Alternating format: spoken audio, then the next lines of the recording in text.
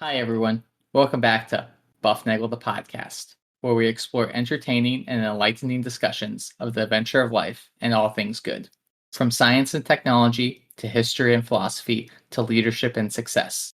We hope to give you a better understanding of the world and skills for everyone to pursue their own adventure.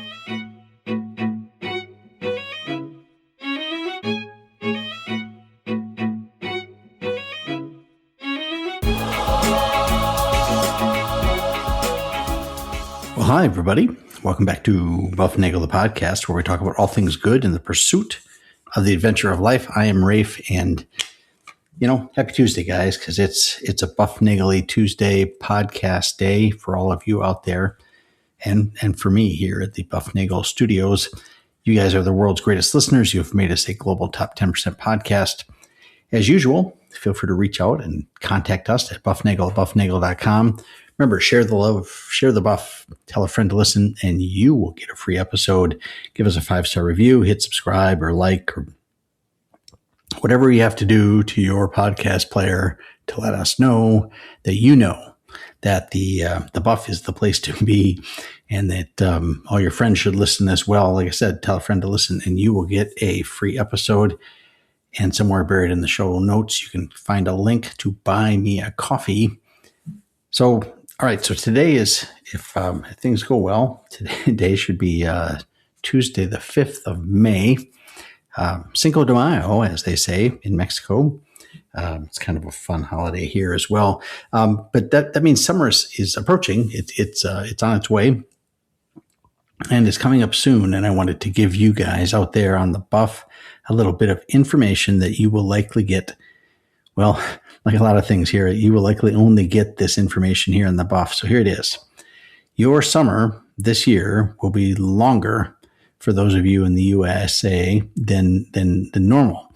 In fact, it's going to be a lot longer, like more than 7% longer than normal summer this year. You probably had no idea that was coming, but it is. And it's not due to solar wind or to some quirk in the calendar or the equation of time or any of that. It's just going to be a longer summer. And I will explain to you why that is the case. And you will have lots to talk about at the barbecues you attend. Now we're talking summer here in the north, and I understand there's a summer in the southern hemisphere. And unfortunately, our friends in the southern hemisphere are slowly declining into their autumn is in full swing and winter is right on the corner. So our hats go off to you guys as your hats go on, because it's chilly there. So we're talking northern hemisphere summer here. We talk a lot about seasons, calendars, and those kinds of things. Regular buff listeners will know that summer starts at the summer solstice, the day that the sun reaches its highest latitude. It will reach that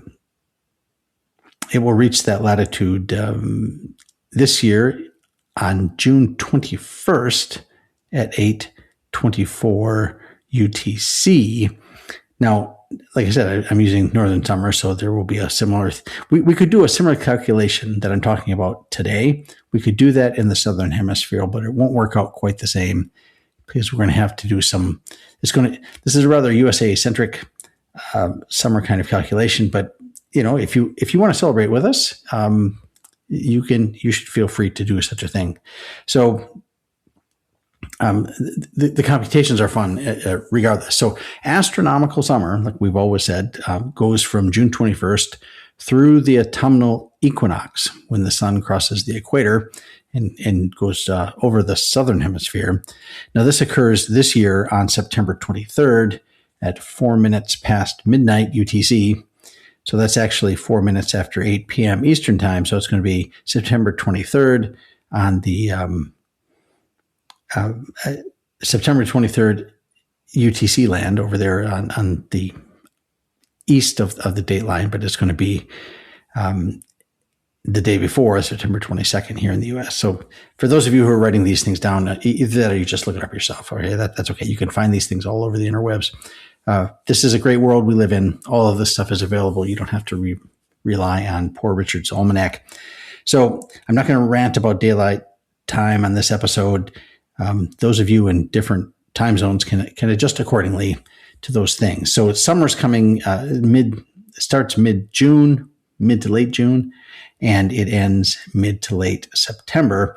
We've talked about why that happens in numerous episodes prior to this one. But as we have mentioned before, meteorological summer is different than astronomical summer. So astronomical summer goes from the solstice to the equinox, but meteorological summer goes from halfway between spring equinox and summer solstice to halfway between summer solstice and autumnal equinox. So when the sun's getting farther north, it's getting warmer and it reaches its max there, its max latitude in June, and then starts going back down. So you would think that 2 weeks after solstice should be about the same as 2 weeks before solstice, and it doesn't quite work out that way. And then there's some reasons for that we're not going into. But meteorological summer is more symmetric about the winter and summer solstice. So meteorological summer goes from halfway between spring equinox and summer solstice to halfway between summer solstice and autumnal equinox. So these are the summer solstice meteorological start date. The summer meteorological start date is one of those cross quarter days, and we've talked about these before. These are days halfway between the quarter days. The quarter days are they are essentially January 1st, March 1st.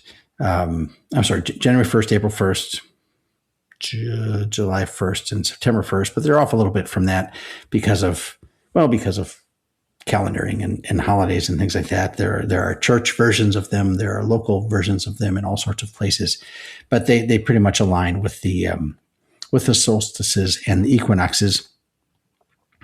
Now, we've talked about these cross-quarter days, these ones that fall between the quarter days. We've talked about them before. We talked about Groundhog Day and Candlemas back in early February, and that's kind of halfway between. We talked about Groundhog Day. All right, February 2nd is halfway between between Christmas and the start of spring, which would be essentially the spring equinox. So the one that we're coming up on is the one that starts meteorological summer. This one is halfway between spring and summer. It is called Beltane in the Celtic tradition. I just learned that. And it's often celebrated on May 1st, but it's commonly called May Day here in the West. And if you want to know the exact day this year that is halfway, that will be, oh my goodness, it will be today. May 5th will be halfway between the spring equinox and the summer solstice. It will take place at 2:35 p.m. Eastern Daylight Time. You guys can make the appropriate adjustments to your own calendar. Remember, there's really only one clock. Everything is an offset from that. So May 5th is also Cinco de Mayo, a Mexican celebration of the victory over the French in 1862. Nowadays, we celebrate this great military victory with tacos and lots of beer and great fun here in the United States. I don't know exactly what to do in Mexico, but I think it's celebrated with much frivolity here in the U.S. So meteorological summer goes from essentially today, when you're listening, halfway between the spring equinox and the summer solstice, to halfway between the summer solstice and the autumnal equinox. And this year, that is going to be on August 7th. The exact time is going to be approximately 11:30 Eastern Daylight Time or 3:30 UTC. Sometimes it's traditionally celebrated on August 1st. It's called Lammas or Lammas, something like that in the Celtic tradition. So that kind of splits the quarter days in halves, so half quarter days or cross quarter days as they're called, and that meteorological summer lines up centered around the summer solstice. But here in the U.S., we have another kind of summer. As you can imagine, we made our own summer. Why not do something like that? I'm not sure it has a name. You might call it holiday summer, a traditional U.S. summer, but it's the time between two holidays here in the U.S. One holiday is Memorial Day, and the other one is Labor Day. Now, Memorial Day commemorates the U.S. military personnel that have been killed in combat. So it's one of those solemn. It's a commemoration. Celebration is probably not the right word. It's a commemoration of with parades and flags and flowers in the cemetery and stuff like that. And this holiday, this observance, this commemoration goes way back to 1868, right after the Civil War. It was originally called Decoration Day, and it has been. It's a pretty big deal here in the U.S. There's all the stores are closed. There's no mail. And of course, there are mattress sales going on, like as always. But Memorial Day is the start of summer. It's a federal holiday, so like I said, there's no mail. The banks are closed, that sort of thing, and it's always on a Monday, so it produces a 3-day weekend. So you get Saturday, Sunday, Monday off from work, and that's for those of us who work. That is a wonderful thing. It's it's almost always people generally don't work on Memorial Day, and it's the start of summer. So if you have a boat at the lake, you have got that going by then. You want to make sure your pool is up and running by Memorial Day in late May. And this is a big deal. It's the start of summer in the traditional sense. It is currently celebrated on the last Monday in May. Now, it used to be celebrated on different times in late May, but they landed on the last Monday so that it was always a federal holiday thing and gives a 3-day weekend. This year, it is on May 25th. So it's pretty early for Memorial Day, which is, it's kind of fun. So Labor Day, on the other end of summer, Labor Day is in September. It's a federal holiday, also on a Monday. It's the first Monday in September, and this year it's on September 7th. Now, so today was this year it's on the 25th of May. Memorial Day is 25th of May. Labor Day is the 7th of September. And if you count the days from May 25th to September 7th, you will get 106 days inclusive. So if you count the 25th of May and the 7th of September, you will get 106 total days. Now, the last Monday in May doesn't always land on the 25th of May. It rotates around because there's 365 days in a year and there's only 7 days in a week, and that multiplication comes up to 364. So there's an extra one, but then there are leap years, and right, your birthday's not on the same day every year, right? Sometimes it's a Monday, and sometimes it's Friday, and occasionally it's a Tuesday birthday. No one seems to like those. So the last Monday in May can be either the 25th or the 26th, 27th, 28th, 29th, 30th, or 31st. It could be any of those could be the last Monday. And each of those days corresponds with a Labor Day in September. So, for example, we just said that when Memorial Day is on the 25th of May, Labor Day will be on the 7th of September. And it turns out if it's on the 26th, that gives you September 1st. 27 gives you September 2nd, right? And you can see the pattern here. The 28th gives you September 3rd. 29th gives you September 4th. 30th gives you September 5th. And the 31st gives you September 6th. And you will note that if you look at those dates and you look at what I just said about May 25th through September 7th, you will see that all of those other 6 pairs, other than the ones that I said I just gave you for this year, that all 6 of those pairs, those durations, give you not 106 days, but rather 99 days. So this year we have a 106-day summer instead of a typical or a more typical 99-day summer. And so we get 6 occasions, 6 possibilities of there being 99 days. And we get 1 occasion of 106 days. And if you average those ranges, you get, 6 times 99 plus 106, all that divided by 7. If you look at that carefully, you'll see that I got 7 different possibilities. Dividing by 7, they differ by 7. Hey, that comes out to exactly 100 days. That average is 99 plus 99 plus 99 plus 99 plus 99. I think I did 6 plus 99 plus 106. Okay, there are 7 numbers there divided by 7. You get exactly 100 days. And there's a movie called, I think, The 100 Days of Summer, And I think it stars, it's a little romantic comedy. I haven't seen it, but I always think of this concept when I see that movie is there's 100 days of summer. And I guess the movie is about a girl named Summer, and this guy meets her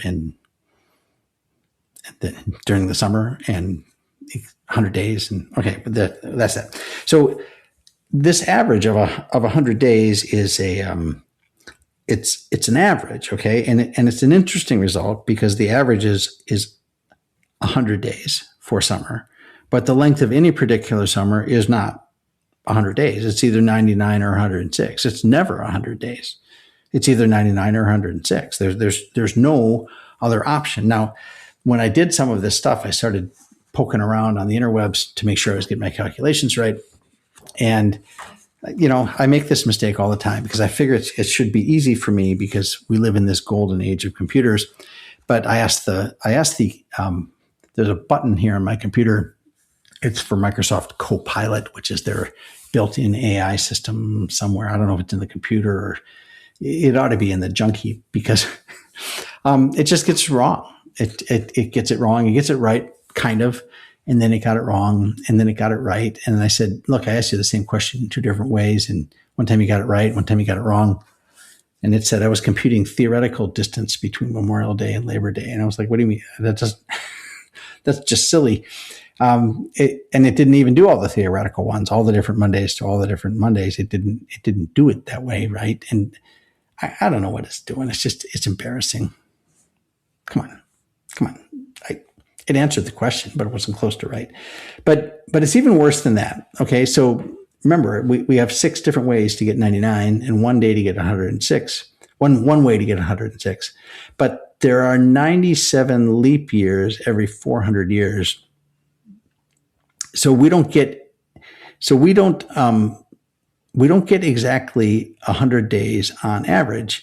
I took the 500 years from this year, 2026, up to and through the year 2025. So that's what is that 500 years? 20, right? 500 years. Like I said, turns out there are 73 instances of 106 days, and there are 420 instances of 99 days, and that's not 1/7. That's let's see. That's hold on, let's insert the music there.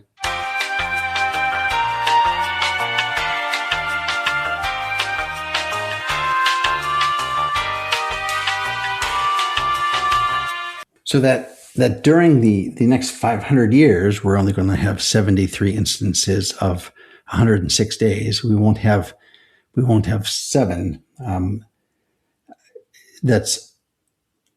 That's a little bit 14. That gives you 14.6% instead of about 3%, which is 1/7. So it's not exactly right. Now, if you take a different 500 days, you're going to get a different result. So you got to ask yourself how you're going to figure out.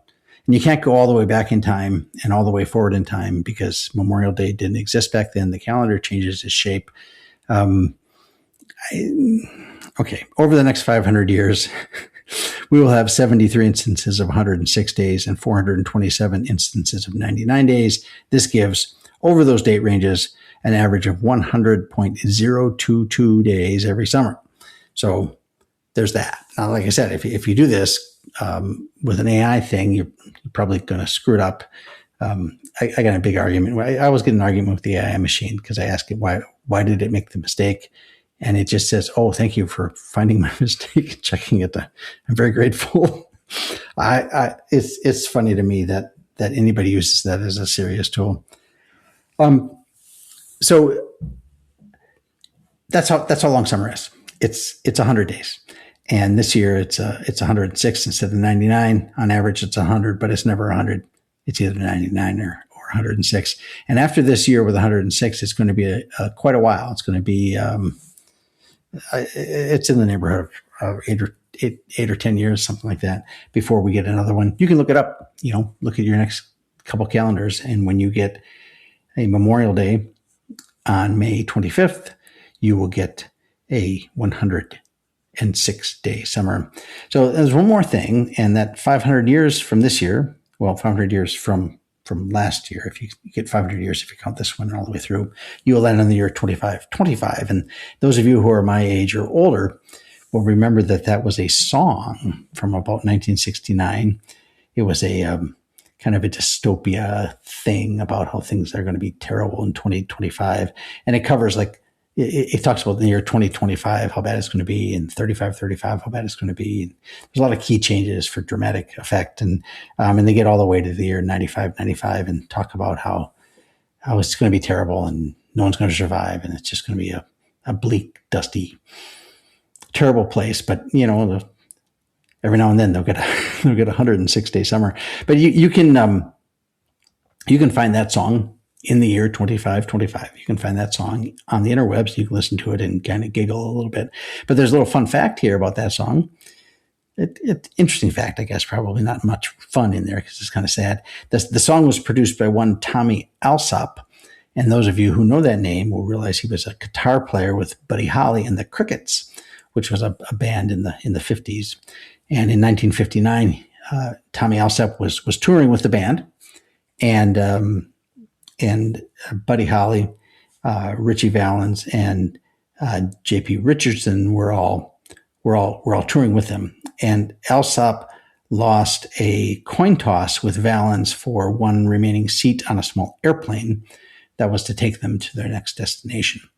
And he was left off the plane, and the plane crashed, and all the others died in Iowa cornfield when he crashed. And that is the day the music died. So Tommy Alsop was a lucky survivor of that, and went on to produce the song in the year 2525. And so there you go. It's over a coin flip. So book your tickets early or get a good plane, or you never know how that's going to work out. Anyway, get ready for your summer. It is coming out. You have 7 extra days this year that you didn't have last year. Make them count.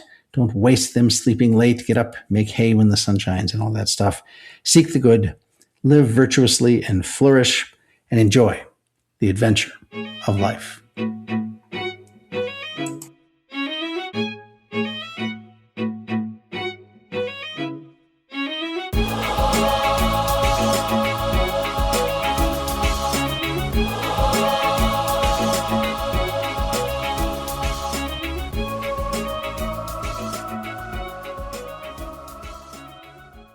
It's going to be a great day.